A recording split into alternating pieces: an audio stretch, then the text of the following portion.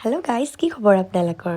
চ' মই আজি আছোঁ ইয়াতে তেজপুৰ বালিপাৰাত, যিহেতু এটা অনুষ্ঠানৰ কাৰণে আহিছোঁ। চ' ইয়াতে বিশালতেও আছে।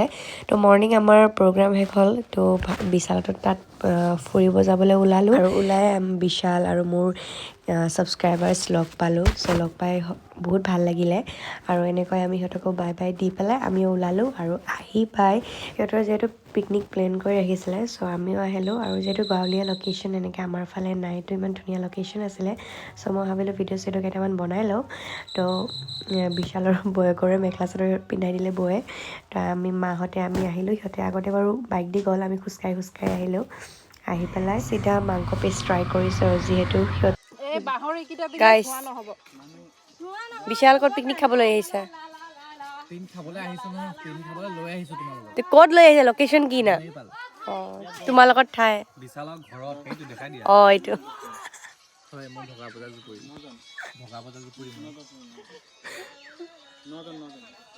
ৰ'দত বহি বহি আমি খাই আছোঁ জলফাই। যিহেতু মাংস চিকেন আছে, গাহৰি আছে। এইফালে বিশালে গাহৰি বনাই আছে।